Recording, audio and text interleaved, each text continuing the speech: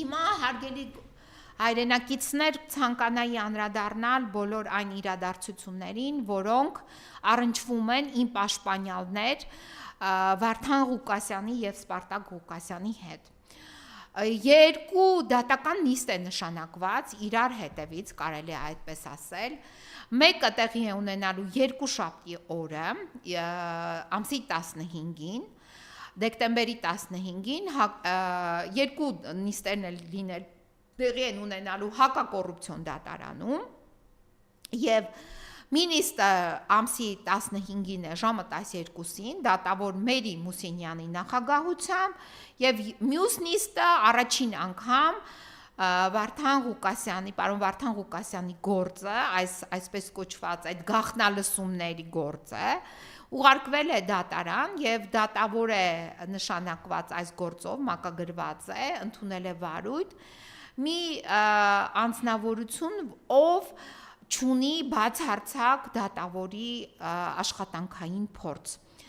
Հավանաբար սա իր առաջին այն գործերից է, որովհետև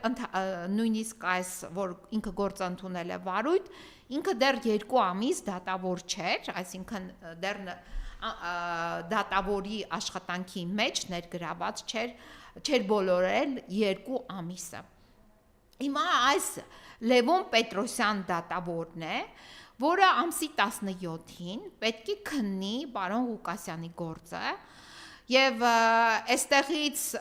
ինքը նաեւ պետք է քննություն հանձնի, իսկ տիկին Մուսինյանի վերաբերյալ ես արդեն ունեմ ձևավորված կայուն կարծիք, որ տիկին Մուսինյանը նույնպես բացարկման ենթակա է։ Այս Լևոն Պետրոսյանի վերաբերյալ միայն կարծիքս հետևյալն է, որ փորձ չունի։ Հիմա որպեսզի մենք ունենանք կայուն կարծիք նրա արդար լինելու, կոմպետենտ լինելու վերաբերյալ, այդ հետևությունը մենք կարող ենք անել 2025 թվականի դեկտեմբերի 17-ի տեղի ունենալիք դատական նիստից հետո։ Այդ դատական նիստից հետո շատ բան պարզ կլինի, թե այս մեր Լևոն Պետրոսյանը որքանով է արդար, որքանով է կոմպետենտ եւ ինչ որոշում կկայացնի ազատ արձակելու պարոն Վարդան Ղուկասյանին։ Ասեմ ձեզ, որ այս գաղտնալսումների գործը այնքան անորակ է կազմվել, որ այս անորակ կազմված գործը շուտապույտ համանաբար այդպես էր պատվերը, ուղարկել են դատարան եւ գործի ուղարկման պարագայում արկա է միայն մեկ մեղադրյալ, դա պարոն Վարդան Ղուկասյանն է, բայց նրան մեղսագրում են մի արարք, որը նկատառել է իբրև թե այլ անձանց հետ, բայց այդ այլ անձինք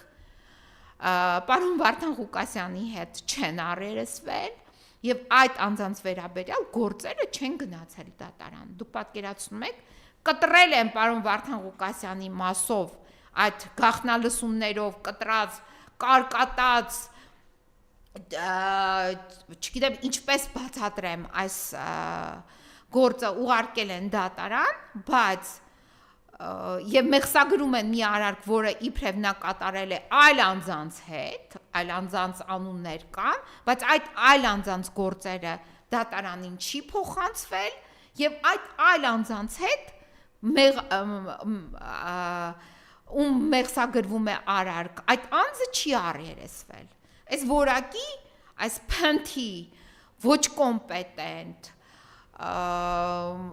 կարած, ձևած, պատվիրված գործը ուղարկել են դատարան եւ փոխանցել են մի անփորձ դատավորի Լևոն Պետրոսյանին։ Գործից միայն ասեմ, որ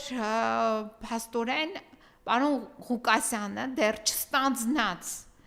Գյումրիի քաղաքապետի պաշտոնը, իսկ պաշտոնը ստանձնելու համար օրինակ մարդուն պետք է տրամադրեն տեխնիկական միջոցներ, աշխատասենյակ, էլեկտրոնային ստորագրություն, որոշումների հետ կապված, ընթացակարգի հետ կապված որոշ ընդունում, հանձնում փոխանցումներ պետք է տեղի ունենան։ Այս ամեն ինչը դեռ չստանձնած, պարոն Ղուկասյանը դեռ մուտք չգործած աշխատասենյակ, ստորագրությունը չստացած եւ այլն, բարձվում է մի հատ օպեր լիազոր, ով իրավասու է կատարել օպերատիվ հետախուզական միջոցառումներ հակակոռուպցիոն կոմիտեից, ծննդաբերում է մի զեկուցագիր եւ զեկուցում է, որ իրեն անհրաժեշտ է իրականացնել օպերատիվ հետախուզական միջոցառումների համալիր գործողություններ։ Այս օպերը մեր Աղաջանյանը, այս օպեր լիազորը հակակոռուպցիոն կոմիտեից այս փաստաթուղթը ծննդաբերում է, դեռ երբ պարոն Ղուկասյանը չէր գնացել իր աշխատասենյակ, այսինքն քաղաքապետի աշխատասենյակ, որպեսզի սկսի աշխատել որպես քաղաքապետ, դեռ մուտք չէր գործել, պատկերացնում եք, այսինքն մենք ինչ ունենք, եւ այս մասին մենք իմանում ենք, երբ այս ոչ կոմպետենտ, որ ասեցի, այս գործը որոշում են ուղարկել դատարան եւ մեզ հայտնում են նախաքննության ավարտի մասին եւ թույլ են տալիս ծանոթանալ գործի նյութերի հետ։ Մենք այս մասին իմանում ենք, պատկերացրեք, ապրիլի 25-ից այս մեր օպերը, այսինքն ծննդաբերել է այդ գրությունը, այդ զեկուցագիրը, եւ այս մեր օպերի ապրիլի 25-ից հետո մենք այս մասին իմացել ենք նոյեմբերի 27-ին։ Այսինքն ստացվում է, որ ձեզ կարող են 6-7 ամիս, տարիներ շարունակ ձեզ փաստացի գաղտնալսեն, ձեր նկատմամբ իրականացնեն համալիր, ոչ միայն ձեր, այլ նաև ձեր ընտանիքի բոլոր անդամների նկատմամբ եւ նաև ձեր մերձավորների բոլորի նկատմամբ ում հետ որ դուք շփվում եք, դուք լինելով պետական պաշտոնյա եւ լինելով ընդդիմադիր, օրինակ հանդուրժելով գործող իշխանության քաղաքականությունը, այդ մասին եթե դուք արտահայտվում եք եւ դուք այլ քաղաքական թևից եք, ապա իմացեք, որ 100% ես համոզված եմ, որ ձեր մասին կան այդպիսի գաղտնի միջոցառումների, գործողությունների որոշումներ։ Եվ այս որոշումի մասին մենք իմանում ենք, երբ գործը ուղարկում են դատարան, այսինքն երբ մենք արդեն ծանոթանում ենք գործի նյութերի հետ։ Դուք ուրեմն ձեր մասին էլ ինչ որ միտեղ դա կլինի հակակոռուպցիոն կոմիտեն, այդ օպերները, կամ ազգային անվտանգության ծառայությունը, այդտեղի օպերները, ասես դավթարներով ինչ որ բաներ են հավաքում, ձեզ լսում են, ոչ միայն ձեզ, ձեր ընտանիքի անդամներին, այլ մերձավորներին, ում հետ դուք շփվում եք։ Այսինքն, ում հետ դուք շփվում եք, եթե դուք բարձրաստիճան պաշտոնյա եք կամ ընտրովի պաշտոն եք զբաղեցնում այլ քաղաքական հայացքներով, ոչ համընկնող օրինակ այս գործող իշխանության հայացքների հետ, ապա դուք չկասկածեք։ Դուք ձեր մերձավորները, ում հետ որ դուք շփվում եք, ձեզ բոլորիդ գաղտնալսում են, ձայնագրում են, տեսաձայնագրում են, ձեր նկատմամբ իրականացնում են ներքին եւ արտաքին դիտում, ձեր նամակագրությունը քրքրում են։ Հիմա դուք տեսեք, ես ունենալով պաշտպանի փաստաբանի կարգավիճակ, ում գաղտնալսել այս կոնֆիդենցիալ գործի առումով տեղեկությունը ստանալը անթույլատրելի է, դա ապօրինի է։ Այս մարդիկ, այսինքն Տիկին Սրփուի Գալյանի հիմնարկում են, որ ցույց տվեցի այդ սև հագուստով մարդը, նույնիսկ մտել է քիթը մցրել է իմ անձնական հեռախոսի մեջ։ Նրանք նաև քիթը մցնում են իմ եւ պարոն Վարդան Ղուկասյանի հաղորդագրությունների մեջ, որոնք պարունակում են փաստաբանական գաղտնիք։ Սա է այս օրվա այս իշխանության դիմագիծը, էությունը եւ նաեւ քաղաքականությունը։ Այս քաղաքականությունը իհարկե մեր կողմից մերժվում է։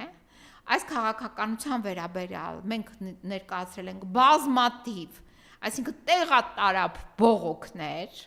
այս քաղաքականության հետ համաձայն չլինելու համար, եւ այս տեղատարապ բողոքները վերջի վերջո թակելու են մեր